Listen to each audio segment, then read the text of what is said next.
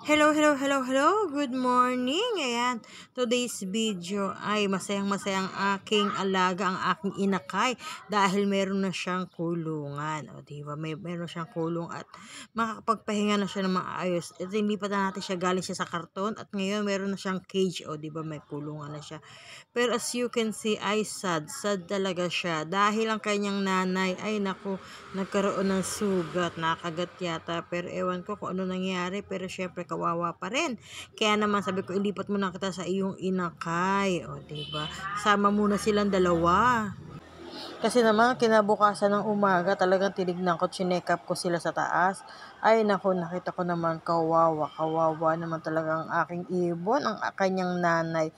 Talaga naman, kawawa, talaga nabali yata ang kanyang paa, binte, hindi ko alam, hindi ko sobrang mahawakan talaga. Pero syempre, napakahirap talagang hawakan yan. Grabe naman talaga pag kinuha ko talaga siya. Ay, grabe ang aking kamay. Talagang tusok-tusok sa kanyang tulis sa ano. Tama mo yung ano niya, nguso niya. Talagang grabe. Grabe talaga pagkatusok sa kamay ko. Ay, naku, nakailan to. Nakatatlong tusok yan. Siguro nasasaktan din siya kaya talaga namang dinadaan niya sa pagkagat sa kamay ko talaga, grabe. Grabe yan sa kanyang pinagdadanasan niya, 'di ba? Dinadanas niya, grabe sakit kaya siguro makakagat siya. Grabe kagat din sa akin, 'di ba? Nasaktan ako pero syempre talaga wala tayong magagawa. Alaga natin 'yan. 'Di bali masaktan tayo, wag lang sila, o 'di ba? Masaya sana ang lahat dahil may bago siyang kulungan, ang kanyang inakay. Pero syempre, sad to say, ayan, talagang nakagat-kagat ako. Talagang hindi ko makontrol pero hindi ko siya mabitawan kasi makakawala siya pag binitawan ko siya. Saka talaga namang injured na siya. Kawawa talaga. Kaya sabi ko, sige, kagatin mo lang ako basta makuha lang kita, mailipat lang kita at maging safe ka.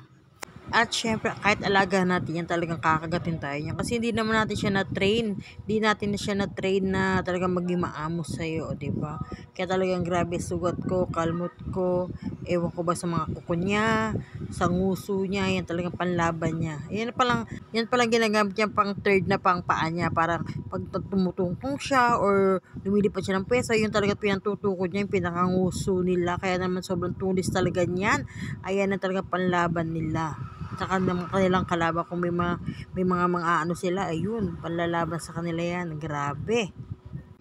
Kahit nasaktan ako, masaya pa rin ako kasi magkasama sila mag-ina, o diba? Tuwan-tuwa siya dyan, ang inakay na yan.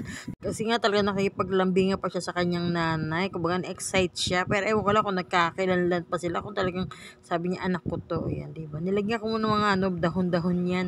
Dahon-dahon na malunggoy. Kasi nga yung inakay na yan, talagang gusto niya talagang magkakot-kot ko. Pero hindi niya pa kaya magbukas ng mga sunflower seed, ng mga bird seed. Hindi niya pa kaya. Kaya pampagkain niya ay Cerelac muna, mga hard soap, tapos may vitamins yun para naman mas strong siya, di ba? Medyo lumaki-laki na siya, pero syempre, ganyan talaga ang lovebird, o, di ba? African bird pala yan.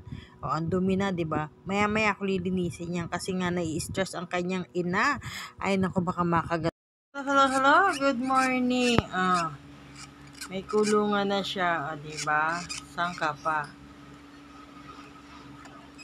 May kulungan na siya.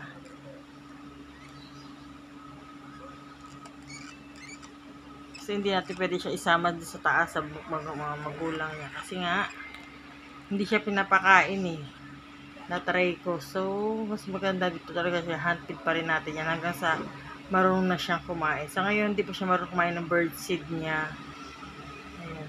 Nagsasanay pa lang siya. Ayan, patuka-tuka pa lang siya ng ano, tangkay ng malunggay. Kaya susunod, makaya na niya kumain yan. Ayan siya.